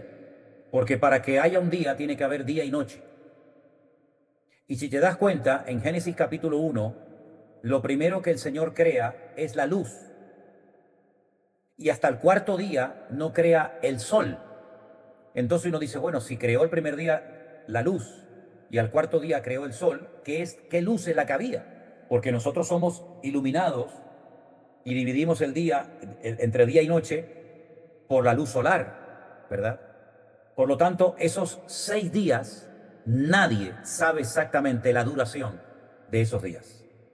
Aunque es verdad que para Dios un día es como 1000 años, también otros lo han interpretado como un tiempo indeterminado, como un tiempo indeterminado. Puede ser, y no hay ningún problema en admitir que esos días fueran de miles de años, sin ningún problema. Ahí está el problema, en el punto de partida. ¿Desde cuándo se empieza a contar? Bueno, los judíos empiezan a contar, algunos desde el día de la creación, otros desde el tiempo de Adán y Eva, pero lo que está bien claro es que el planeta Tierra no tiene 5.995 años. Eso es evidente. Por eso dicen algunos, pero bueno, pero la ciencia no dice que la Tierra tiene, pero es que tampoco la Biblia dice que la Tierra como tal, tiene 5.995 años, sino que se parte de un punto de partida, pero el punto de partida no es el primer día, porque antes del primer día ya había una creación. Les recuerdo a todos que en la semana pasada yo dije que el Génesis 1 y 2 es el relato de un principio, pero hubieron muchos principios anteriores al que se nos relata en Génesis 1 y 2, porque la Biblia es el relato, la relación de Dios con la tierra, pero no el relato de Dios con otras cosas que no nos incumben a nosotros. Por lo tanto, la tierra tiene miles y miles y miles de años, ¿verdad? Pero la Biblia no entra en ese aspecto de la longevidad de la tierra, sino en un relato que tiene que ver con la raza humana, la relación de Dios con el hombre y del hombre con Dios, ni más ni menos. ¿Está? La siguiente es nuestra hermana Tamara. Sí, para mí es difícil hacer esta pregunta porque tiene que ver con los tiempos que estuvimos dando y respecto a los 5.995 años y que se estaría hablando de 5 años en un periodo en donde nos tendríamos que estar preparando. Mi pregunta es la siguiente, que es como que me surge una duda. Si la palabra dice en donde nadie sabe ni la fecha ni la hora, solo el Señor, o sea, solo Dios, nosotros estaríamos teniendo este periodo de aproximadamente de 5 años como para decir, bueno, a partir de dentro de 5 años podemos llegar a estar empezando a vivir en la tribulación y ahí se cumpliría el hecho de que los que están velando no van a ser sorprendidos. Eso es como que, por un lado uno dice, uy, mirá, tenemos 5 años, pero por otro lado también entra la duda y decimos, pero ¿cómo? Si no podemos saber la fecha exacta, no podemos saber el día ni la hora, porque solamente Dios lo sabe, ni siquiera el Señor lo sabe. O sea, Es curioso, yo justamente te iba a pedir que citaras nuevamente el texto, pero que lo citaras tal y como dice, y ahora lo has hecho. El texto dice el día y la hora, pero no menciona el año. exacto. Ah, bien. El día y la hora nadie sabe, pero los tiempos y las ocasiones, los tiempos son otra cosa diferente. Es curioso porque hay un pasaje bíblico en el libro de Daniel donde dice la palabra del Señor que Daniel miraba en los libros. Hace referencia a las profecías de Jeremías cuando dijo que el pueblo, las tribus del sur, ¿verdad? La tribu de Judá y Benjamín, serían llevadas a Babilonia por 70 años y a los 70 años volverían otra vez, lo que quisieran, en tiempos angustiosos, a reconstruir las murallas, el templo, la ciudad de Jerusalén, etcétera, etcétera. Es decir, Jeremías sabía, claro, y Daniel sabía, aunque no fueron contemporáneos, que después de 70 años iba a haber un cambio, iba a haber algo diferente. Por eso él oraba, se calcula que la oración de Daniel la hizo en el 68, 69, a puntito de cumplirse el 70, ¿verdad? Porque claro, ¿cuándo comenzaron los 70 años? ¿Cuando llegó el primer cautivo a Babilonia? ¿O cuando fue el primer ataque en Jerusalén? Dice que Nabucodonosor estuvo un año, sitiando la ciudad y al año cayó. ¿Empezó a contarse los 70 años desde ese primer día o desde el día que cayó la ciudad de Jerusalén o desde el día que fueron llevados los primeros cautivos a Babilonia? Por lo tanto, hay ahí unos matices, ¿verdad? De año arriba, año abajo. Con la segunda venida del Señor Jesucristo no nos estamos ni siquiera atreviendo a decir de fechas, ni muchísimo menos. Lo que sí nos muestra la Escritura es que los tiempos se están acortando. Y estos próximos 5 años pueden ser años tremendamente interesantes, porque en esos 5 años se puede llevar a cabo el cumplimiento de una serie de profecías que necesitan como mínimo 3 años y medio para su fiel cumplimiento. Es decir, hay profecías que son instantáneas, se cumplen instantáneamente, o se cumplió o no se cumplió. Por ejemplo, el nacimiento de Cristo no fue un nacimiento progresivo. Hoy nació un poquito, 6 meses más tarde nació otro poquito. No, sino que él nació entero, él nació completo. Pero hay profecías que necesitan años para su desarrollo completo. Por ejemplo, los primeros 3 años y medio de la gran tribulación, los 7 sellos y las 7 trompetas necesitan, si me permiten la expresión, de un periodo de 3 años para su fiel cumplimiento. En un año, los 7 sellos y en un año, las 7 trompetas no se pueden cumplir. Necesitan 3 años y medio. Por lo tanto, es importante saber que si quedan esos 5 años tan interesantes, pues en 3 años y medio, lo que es por lo menos la primera parte de la gran tribulación, cuenta con tiempo suficiente para que se desarrolle esa parte de lo que llamamos gran tribulación. ¿Me explico? Nuestro hermano Héctor Blanco. A ver, mira, mi pastor, ¿cómo está? Muy bien. A ver si te veo por ahí. Ah, ya te veo. Sí, ya está. Dale. Mire, aquí en Daniel capítulo 12, del 11 al 12, nos habla acerca del periodo de la gran tribulación. Pero hay Daniel, un has dicho, versículo, perdón, ¿qué capítulo has dicho? ¿Qué capítulo has dicho? Daniel capítulo 2, 2. 12. Ah, 12. Ok. Sí. el verso 11 y 12. Sí. En específico el 12, me dice de que bienaventurado el que espere y llegue a 1335 días. Entonces, esto me lleva a mí, me hace venir a la mente, segunda de Tesalonicenses, capítulo 2, versículo 1, donde dice, con respecto a la venida del Señor Jesucristo y nuestra reunión con Él, ¿será que hay alguna relación en estos dos versículos, en estos dos pasajes? Ok, mira, te cuento. El capítulo 12 del profeta Daniel, los versículos, como tú bien has dicho, el 11 y el 12, nos dan dos cifras diferentes. Si te das cuenta, en el versículo 11 habla de 1290 días. Leamos el versículo 11. Desde el tiempo que se ha quitado el continuo sacrificio hasta la abominación desoladora, habrá 1290 días. Es decir, pasarán 3 años y medio. En esos 3 años y medio se cumple el versículo 11. Pero después hay un desfase. Saca la cuenta porque después la cifra que nos da el versículo 12 es la siguiente. Bienaventurado el que espere y llegue hasta los 1335. Quítale a 1335. Quítale 1290. ¿Y cuánto es? Se quedaría como un mes con 2 semanas, algo así. Ese es el tiempo que se tarda en la instauración del reino de Cristo milenario sobre la tierra en la ciudad de Jerusalén. Es decir, hay un periodo de tiempo desde que todo se echa a perder y todo es un desastre hasta, no desde que venga Cristo, sino hasta que se establece el reino, hay como un mes y pico de ajustes, y por eso dice la Biblia, bienaventurado el que espere a ese tiempo, bienaventurado el que llegue a ese tiempo de ajuste, de establecimiento del reino, ¿verdad? Porque es ahí cuando comienza el reinado milenial de Cristo. Sí, es un tiempo como de espera, un tiempo de preparación. Entre los 1290 y los 1335 hay ahí como casi un mes y pico, ¿verdad? Hasta que se establece oficialmente el reino.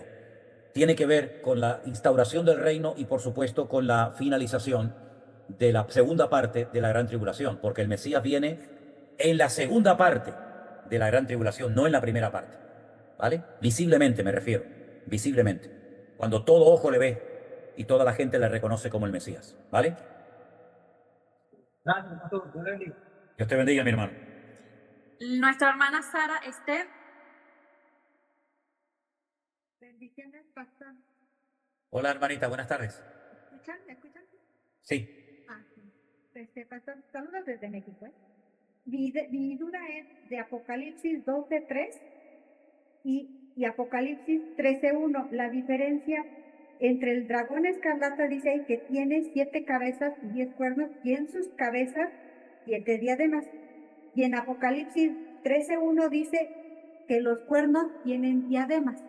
Uno dice cabezas, 7 y el otro tiene los. ¿Qué diferencia hay entre esos dos? Pero la semana pasada, entre el 12.3 y el 13.1, yo precisamente les hice notar esa diferencia.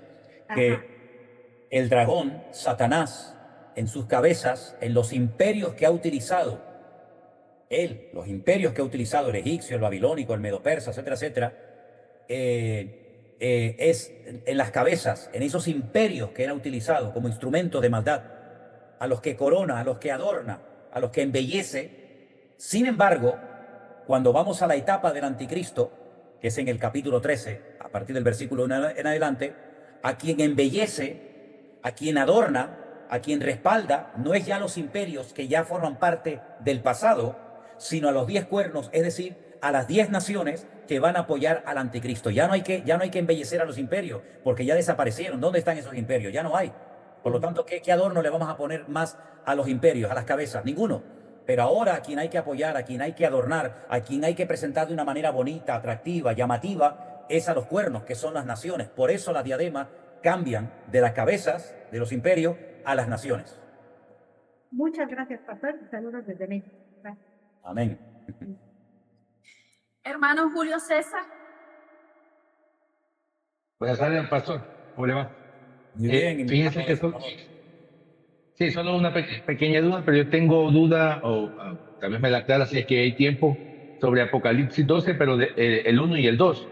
yo sé que la mujer, corríjame por favor, es Israel, pero todo eso que dice envuelta en el sol y el vestido, me tiene un poco confundido. Ok, Gracias, mira, pastor. Dios le bendiga. igualmente, mi hermano, igualmente. Mira, para poder entender los adornos o lo que nos menciona el versículo 1, que menciona el sol, menciona la luna y menciona 12 estrellas, te aconsejo que leas los sueños que tuvo De José. José. Exactamente. Cuando él en uno de los sueños le dice a su padre Jacob, papá, he visto al sol, he visto a la luna y he visto a las estrellas que se postran delante de mí. ¿Qué le dice el padre? El padre dice, hijo, ¿qué estás diciendo? Que tu padre, tu madre y tus hermanos nos vamos a postrar ante ti. Ahí está. Es una representación típica del pueblo de Israel. El sol, Jacob, la luna, la madre, las 12 estrellas, las 12 tribus de Israel. Entonces, como la mujer es de Israel, los adornos que lleva son los adornos de Israel. Sin embargo, la mujer que cabalga sobre la bestia, la gran ramera que se embriaga con la sangre de los santos, ya no tiene ningún adorno de Israel, sino tiene adornos diabólicos, adornos de tipo religioso, completamente diferente. Es otra mujer, pero con otros adornos. ¿Por qué? Porque tú, por ejemplo, ves a un policía y ves a un bombero y los dos tienen un uniforme, pero uno es diferente al otro. Entonces el uniforme del policía, del bombero, del militar, la ropa de los futbolistas, pues los colores te indican el país, la ciudad, la profesión a la que pertenece. Entonces, en Apocalipsis 12:1, los adornos son típicos del pueblo de Israel, sol, luna y estrellas.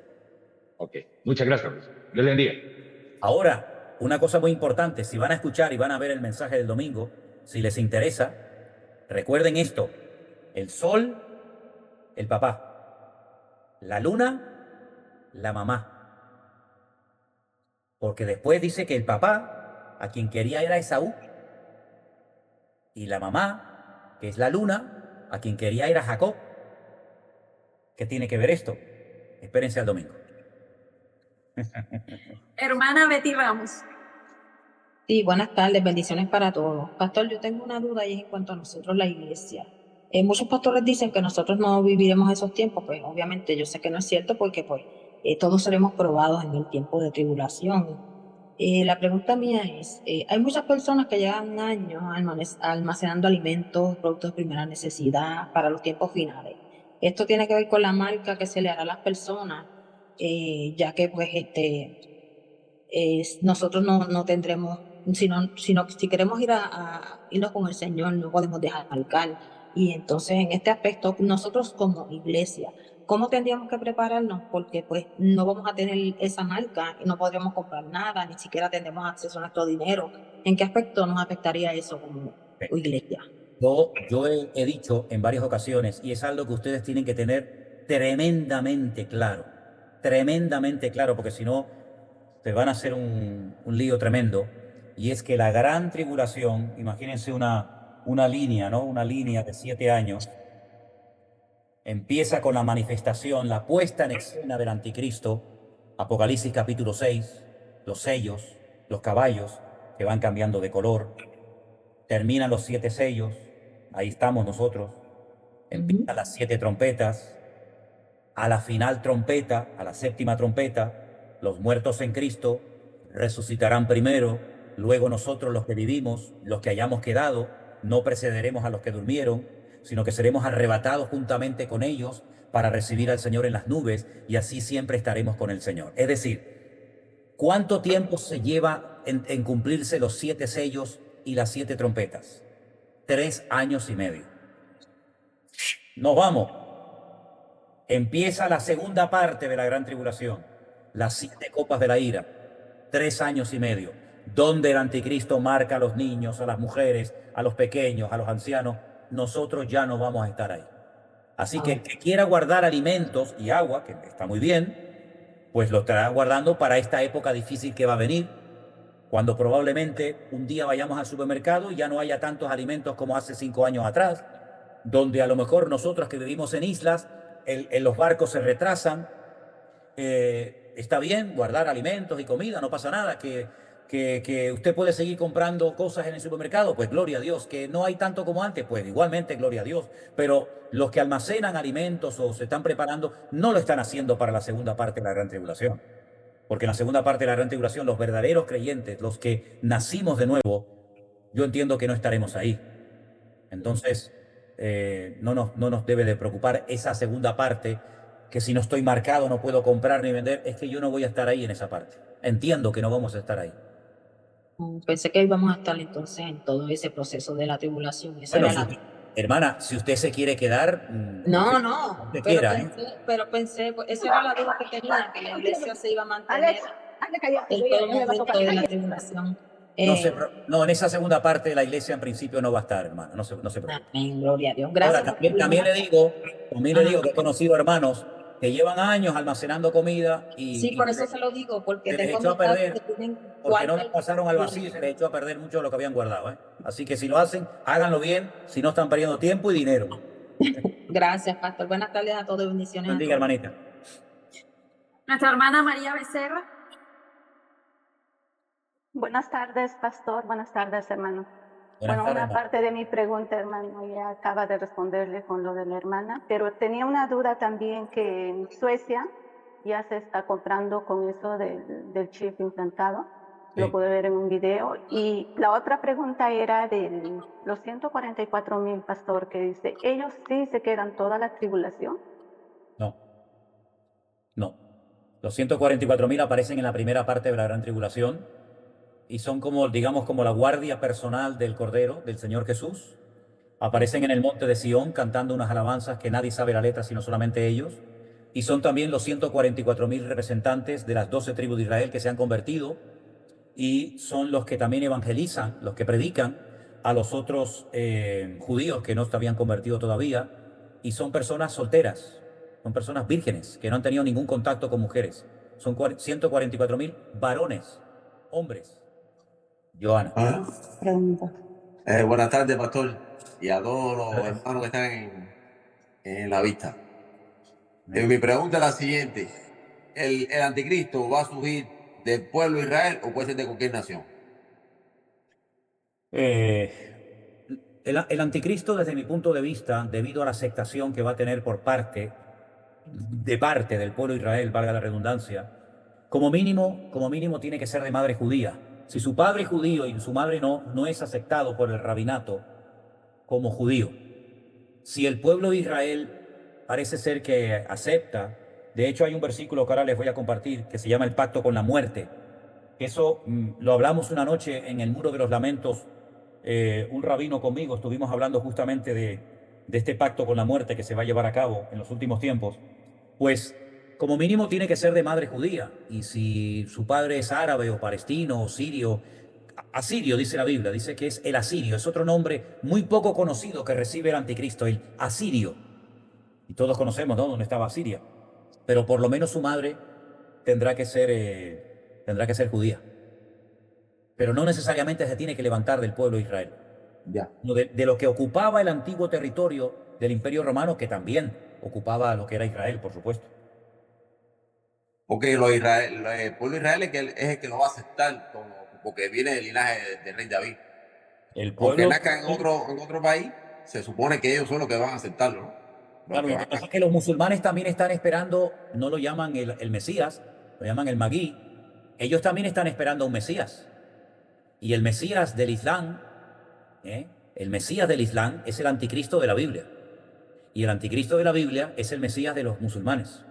Es decir, que aquí tanto monta tanto. Todos están esperando a alguien. Aquí todos están esperando a alguien, uno por un lado y otro por otro lado. Pero puede parecer de cualquier país de Europa, también puede ser, ¿no? Mientras venga del linaje de David. Mientras sea del linaje de David, tiene que ser descendiente de la tribu de Judá. Ya. Así es. Sí, hay un texto que ahora lo tenía por aquí, y bueno, se lo daré en otro momento, que habla acerca de que Israel haría un pacto con la muerte.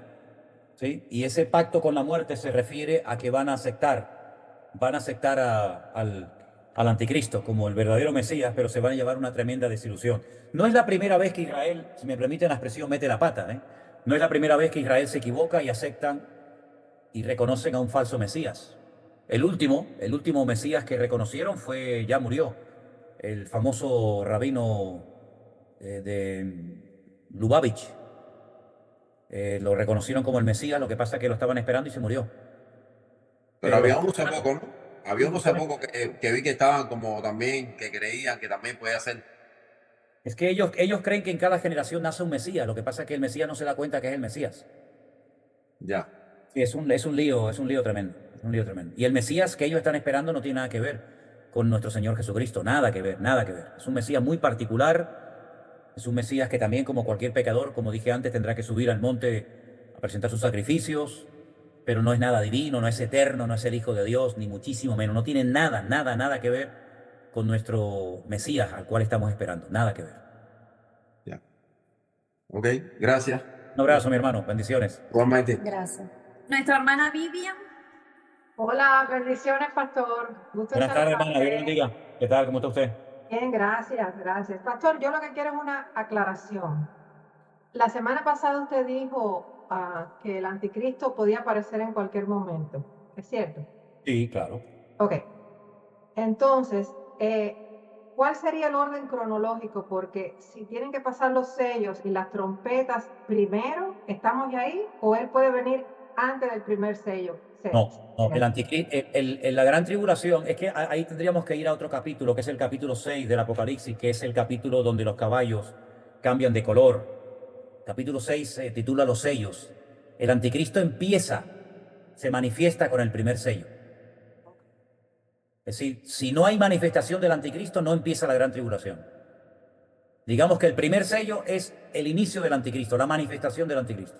Ok, tiene que suceder eso primero para decir que ya él está siendo manifestándose. Lo que pasa es que lo hará de una forma tan sutil, porque fíjate fíjate el lenguaje que aparece en la Biblia, ¿no? Dice, miré y aquí un caballo blanco, y el que lo montaba tenía un arco, y le fue dado una corona, y salió venciendo y para vencer. Y no es el caballo blanco en el cual viene montado el Señor Jesucristo, sino que es la manifestación del anticristo, porque el caballo va cambiando, después se convierte en bermejo, después dice que cambia de color a negro, etcétera, pero está hablando acerca del jinete, que es la manifestación del anticristo. Cómo va cambiando su forma de proceder, ganándose a la gente, ganándose los bancos, ganándose a los importantes de la tierra, ganándose al pueblo de Israel, restaurando el templo y poco a poco, hasta que se siente fuerte, y a los 3 años y medio es cuando realmente se manifiesta su verdadera naturaleza. Entonces, en realidad, tenemos que prestarle atención a los 7 sellos y ver si está sucediendo lo que está sucediendo para decir, este es él. Claro, lo que pasa es que, claro, ¿cómo sabe uno cuándo empezó el primer sello? Porque te habla de un caballo blanco y tú dices, ¿qué vamos a ver en la televisión a un caballo blanco y a un señor con un arco montado? No, es una forma metafórica de decir que viene de una forma muy sutil, muy normal, ¿verdad? Entonces hay que estar atento porque la Biblia da otros datos para poder diferenciar al anticristo de cualquier otro personaje. El nombre, las características, etcétera, etcétera. Vaya, sí, pero yo lo que me estoy basando en los acontecimientos que mencionan cada sello, las cosas que tienen que suceder. Exacto. Y no estaba segura si él iba a venir al final, o en No, el no. medio, o al principio. No. El primer sello es el pistoletazo de salida de este caballero. Ok. ¿Okay? Aclarado. Gracias, pastor. Amén. Bendiciones, hermanita. Nuestro hermano Mauricio.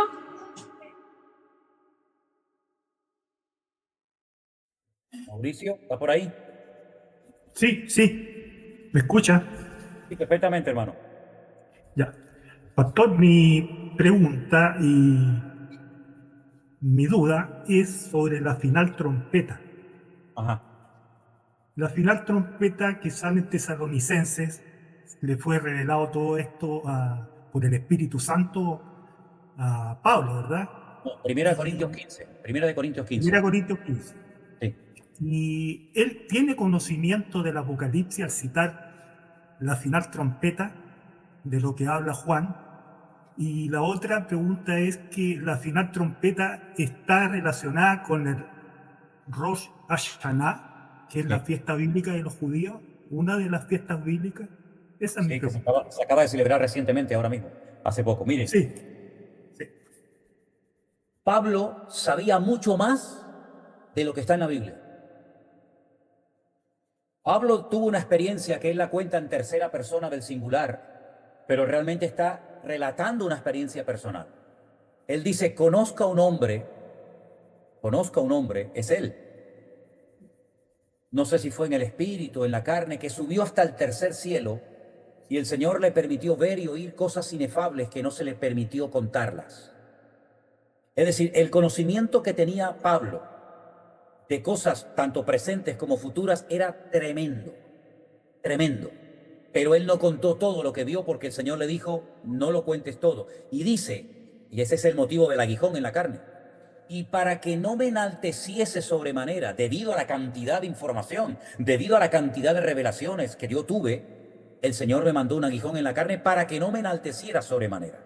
Es decir, claro que él tenía información sobre los últimos tiempos, aunque todavía no se había escrito el Apocalipsis. Date cuenta que, por ejemplo, él habló del anticristo. Él habló de la reconstrucción del templo de Jerusalén. Él habló de la segunda venida de Cristo. Él habló de la primera resurrección. Él habló de tantas cosas. Y la pregunta es, ¿y de dónde sacó toda esa información? Porque él no había leído el Apocalipsis. ¿Cómo él podía hablar de cosas del Apocalipsis cuando el Apocalipsis se escribió en el año 100? Y él murió antes del año 100. Y probablemente, yo creo que nunca leyó el libro del Apocalipsis. Bueno, es que incluso el apóstol Pedro dice que a Pablo se le dio una sabiduría tan espectacular. Él reconoce la sabiduría y el conocimiento que el Señor le dio a Pablo, que dice que habla de cosas muy difíciles de entender, las cuales los indoctos tuercen para su perdición. Si alguien sabía de Biblia, de acontecimientos finales, sin lugar a dudas era el apóstol Pablo. Pero el Señor le había dicho a Juan que no moriría antes de que viera su venida. Y no es que se iba a quedar para que él viera su venida, sino que se refería evidentemente a las revelaciones tremendas que recibió en el libro del Apocalipsis. Es decir, que aunque él no leyó lo de los sellos, las trompetas y las copas, lo que está bien claro es que él tenía toda esa información. Igual que Pedro habla de que los elementos serán derretidos, serán destruidos, y Pedro tampoco había leído el Apocalipsis, ¿verdad? Por lo tanto, claro que Pablo sabía lo de las trompetas y todo eso. Y referente a la fiesta de Rosh Hashanah, que es el comienzo del año, efectivamente sí se tocan las trompetas. Y yo creo que las fiestas judías, sobre todo las 3 de obligatorio cumplimiento según la Torá de Moisés, tienen mucho que ver con los acontecimientos finales. Y pongo un pequeño ejemplo. Las 3 fiestas de obligatorio cumplimiento para el pueblo de Israel eran, la primera, Pesaj o la Pascua. Curiosamente, en la fiesta de la Pascua fue cuando el Señor Jesucristo murió en la cruz. Fue sacrificado como cordero. 50 días después, cuando los judíos celebraban la fiesta de Pentecostés o de Shavuot, que era cuando habían recibido la ley en el monte Sinaí, es cuando el Señor decide darles otro regalo, la manifestación masiva del Espíritu Santo sobre los 120 que estaban en el aposento alto. Pero la tercera y última fiesta del calendario, que es la que están celebrando hoy, que era la fiesta de Sukkot, no tuvo un cumplimiento profético. ¿Qué pasó proféticamente en Sukkot? Nada. Solamente recuerdan el pasado, que fueron nómadas, que fueron peregrinos en el desierto, pero dice Apocalipsis que cuando Él venga, hará tabernáculo, pondrá su tabernáculo y estará entre nosotros. Y la palabra tabernáculo, sabemos que es la palabra Sukkot. Nos estará diciendo el Señor que en esa fiesta entre octubre y noviembre, que es cuando se tocan las trompetas, diciendo que viene el año nuevo, nos estará dando una indicación el Señor de que en esa fecha, que no ha tenido un cumplimiento profético, ¿vendrá el Señor? No lo sé, lo dejo ahí, que cada uno opine lo que quiera. Pero claro que tiene que ver mucho las trompetas con la fiesta de Rosh Hashanah, lo que se tocaba primero del año, porque cuando se toca el shofar o las trompetas, ¿verdad?, era para anunciar un nuevo año, una nueva etapa. Y cuando venga Cristo, ¿no empezaremos una nueva etapa a nivel universal, a nivel mundial? Sin lugar a dudas, sin lugar a dudas. ¿Ok? Pastor, aún tenemos varias manos Gracias. levantadas. Gracias. Eso es que están alabando al Señor. Usted me dice, si seguimos, paramos. Bueno, depende de la gente. Yo no sé la gente cómo está de tiempo. Yo no sé. Tú en cuanto veas que la gente se cansa, pues Pues seguimos. El Venga. hermano Rick, si puede activar su audio. Hermano Ritz, ¿qué tal? Bien, pastor. Mira, mi pregunta es acerca de esto de la primera parte de Gran Tribulación. Sí. Siempre me han entendido que antes que creo es el anticristo, sí que sentarse en el templo o es el otro. El anticristo, sí. Ok, entonces, él no puede manifestarse de esta manera antes que está el templo, ¿sí? Claro. Entonces, el templo va a estar hecho dentro de la primera parte de Gran Tribulación o después. No. Antes. En la primera parte, porque después de 3 años y medio es cuando él lo profana, cuando ponen la imagen y le obligan a la gente casi a rendirle culto a él. Así es que en la primera, ¿por qué se gana tan fácilmente a los judíos este hombre? Porque les permite a los judíos cumplir con su sueño. ¿Y cuál es su sueño? Tener su templo. Entonces, el templo se reconstruye en la primera parte de la Gran Tribulación. Y entonces, ¿es verdad que ellos tienen casi todo preparado? No, casi todo no, todo preparado. Ok, todo preparado. Está listo, todo. Entonces, ¿va a tomar cuánto tiempo o un poco tiempo a construirlo? No, el templo va a ser construido de tal manera. Te voy a poner un ejemplo. Mira, hay una zona en la ciudad de Jerusalén que se llama Mamila Street. Y hay una serie de casas muy bonitas, muy grandes, que tienen números. Cada ladrillo, cada bloque de piedra tiene un número. Tú vas viendo números correlativos, el 1, el 2, el 3, el 4, el 5, toda la fachada, toda la casa tiene números. Y es que esas casas estaban en otra parte y las desmontaron como si fuera un puzzle, un rompecabezas, y las llevaron a otro lugar y cada piedra la pusieron en su sitio. Reconstruido. Exacto, fue reconstruido. Entonces el templo va a ser construido de tal manera que va a ser como ensamblado muy rápidamente. He oído por gente de allí que en menos de 6 meses, el templo puede estar en pleno funcionamiento. Entonces van a tener el templo en menos de 1 año y luego van a tenerlo durante máximo 3 años y medio funcionando como a ellos les gustaría. Pero después pasa lo que pasa. Ok, gracias, pastor. Dios te bendiga, mi hermano Rich. Dios lo bendiga. Amén. El hermano Luis Alberto. Luis Alberto. Buenas tardes, pastor. Buenas tardes, hermano. La pregunta es la siguiente. Dice que los 7 sellos se cumplen los 3 años y medio, ¿no? Cuando empiezan los 7 sellos. Quiere decir que pienso yo que la guerra que se puede desatar contra Israel, cuando esté tal acontecimiento que estamos muy cerca, el anticristo va a traer la paz para ganarse Israel ahí. También, aparte de que haga el templo, él va a traer la paz a todo el mundo, la seguridad, y después, en los 3 años y medio, cuando se derraman las 7 copas, ahí nosotros ya no vamos a estar. Ok, le contesto. ¿O vamos a estar? En la primera parte de la Gran Tribulación, es decir, los primeros 3 años y medio, el anticristo se gana, conquista al pueblo de Israel y el templo es reconstruido por tercera vez. ¿Ok? No hay guerra contra Israel en los primeros 3 años y medio. No hay guerra. Hay, entre comillas, una paz ficticia, una paz efímera. ¿Cuándo se produce la guerra? Al final de la Gran Tribulación.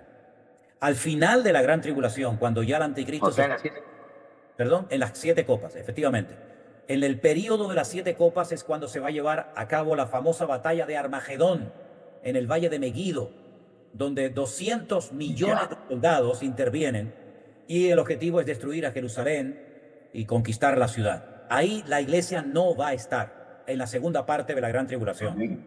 Al final de la Gran Tribulación, cuando ya Israel esté aquí, que ya no dé más, es cuando venimos con el Señor y el Señor viene a defender a su pueblo y el Señor viene a ayudar a salvar de la extinción al pueblo de Israel después de una guerra terrible, donde van a estar 7 años quemando el armamento y 3 meses seguidos, 24 horas al día, enterrando cadáveres. En la famosa batalla de Armagedón, en el valle de Meguido, Esa batalla se describe perfectamente en los capítulos 38 y 39 del libro del profeta Ezequiel. Y ahí se conoce como Gog, Magog, Meset, Tubal y una serie de naciones que vienen respaldando a este personaje siniestro. Pero en esa segunda parte nosotros ya no estamos. Amén. Mi pregunta es, dicen que ya está listo está listo para la construcción del templo, la vaca roja, para el sacrificio. Sí. Mi pregunta es, si el sacrificio lo hacen antes de construir el templo o hacen un tabernáculo para hacer el sacrificio y luego empezar la construcción del templo. Gracias, que Dios le bendiga.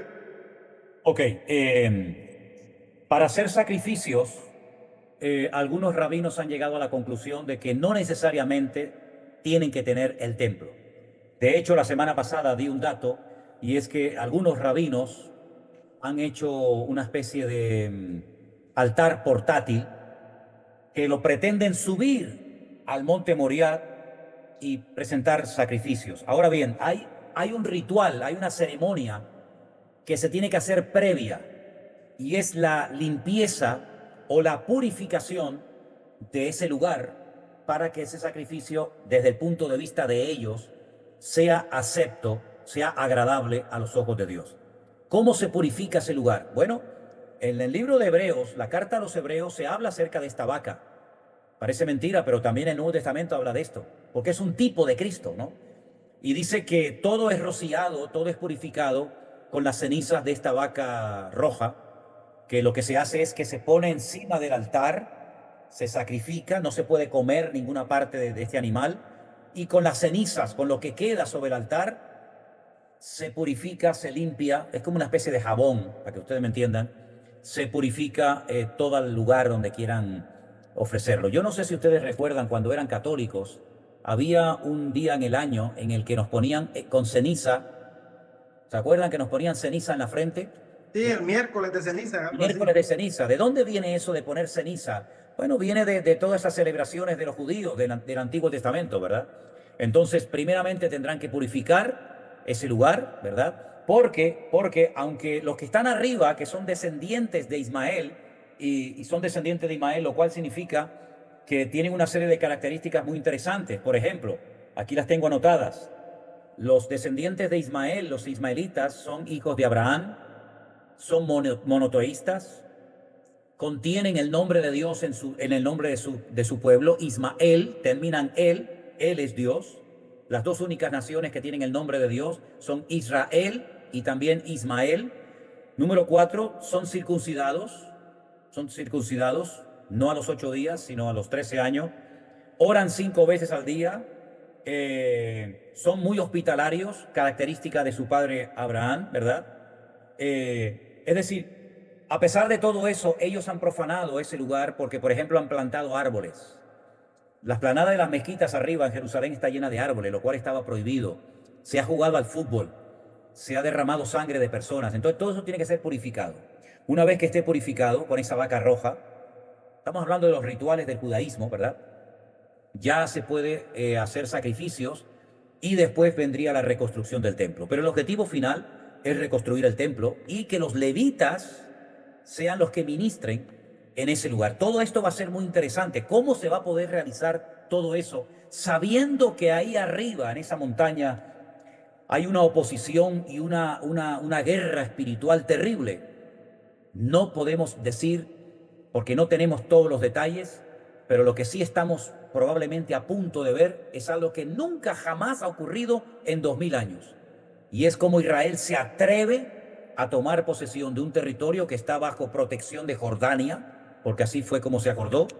Pero yo creo que en cualquier momento, probablemente colonos fanáticos del judaísmo, junto con otros rabinos, se atreverán a subir a tratar de apoderarse a la fuerza de ese lugar. Es decir, las cosas que van a ocurrir van a ser tremendamente interesantes, como por ejemplo, por primera vez en la historia del Estado moderno de Israel, vimos el otro día algo que nunca habíamos visto, como fue, por ejemplo, que se atrevieron a atacar la residencia del primer ministro de Israel en la ciudad de Cesarea.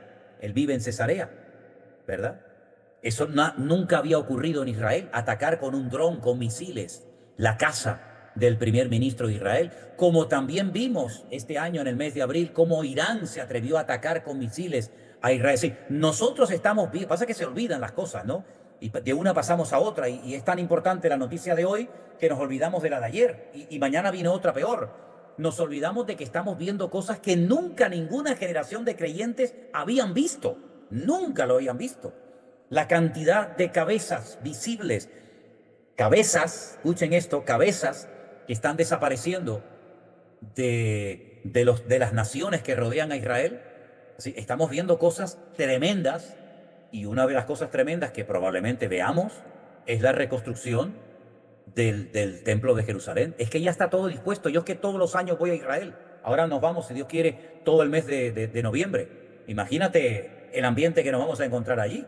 Imagínate. Pastor, yo todo lo que estoy escuchando ahorita me alegra porque tuve la bendición del Señor. Hace 2 años fuimos a Israel y conozco ese lugar donde van a hacer, y digo, ¿cómo van a entrar en ese lugar que está bien protegido, que a uno lo chequean todo y todo? ¿Cómo van a entrar ahí?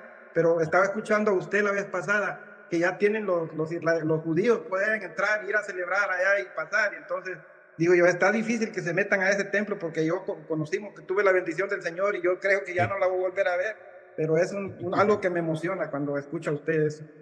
Miren, voy a hacer lo posible, no les aseguro nada, ¿eh? No les aseguro nada porque tiene sus complicaciones y tiene sus más y sus menos, pero yo voy a llevar 3 grupos a Israel. Entre grupo y grupo yo tendré a lo mejor un par de días libres.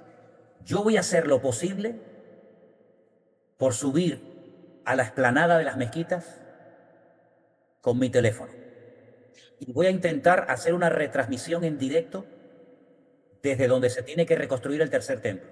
No les aseguro nada, pero haré todo lo posible por poder subir ahí arriba, por poder mostrarles el altar de Abraham, la mezquita de Al-Aqsa y tantas cosas que se ven ahí arriba.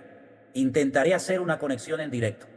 Después quedará grabada. Espero que pueda hacerlo. Espero que pueda hacerlo. Ayúdame, Señor, voy a hacerlo. Amén. Bueno, hermanos queridos, Vanessa, yo sé que como el apóstol Pablo podríamos estar toda la noche disertando, pero si empiezan a caer... Gracias por escucharnos, pastor. Dios lo bendiga. Igualmente, hermano, Dios me lo bendiga. Un abrazo grande. Amén. Bueno, la verdad es que el hambre que hay de palabra no para de sorprenderme. El deseo que hay, y además les voy a decir una cosa, ustedes están oyendo cosas que miles, lamentablemente miles, de hermanos nuestros en la fe no han oído nunca en su vida. Es triste decirlo, pero es la pura realidad. Hay cosas que ustedes han oído en estas 2 semanas que lamentablemente muchos hermanos nuestros no han oído jamás en su vida. ¿Qué les parece? Así que valoremos toda esta información, mantengamos la unidad entre nosotros, cubramos las espaldas los unos de los otros, porque vienen tiempos muy interesantes. Y el Señor, tal vez viendo el interés que yo he tenido en mis últimos 40 años de estudiar este tema, a lo mejor me dice, bueno, pues ahora te voy a permitir ver algunas cositas de las cuales has predicado durante tantos años, ¿no? Así que bueno, vamos a ver, vamos a ver. Así podré predicar y enseñar con más conocimiento de causa. No es lo mismo aprenderlas que verlas, ¿no? Así que, quién sabe, quién sabe. Hermanos, Dios les bendiga, un placer haber estado con ustedes. Me despido de todos ustedes. Hasta la próxima ocasión. Bendiciones.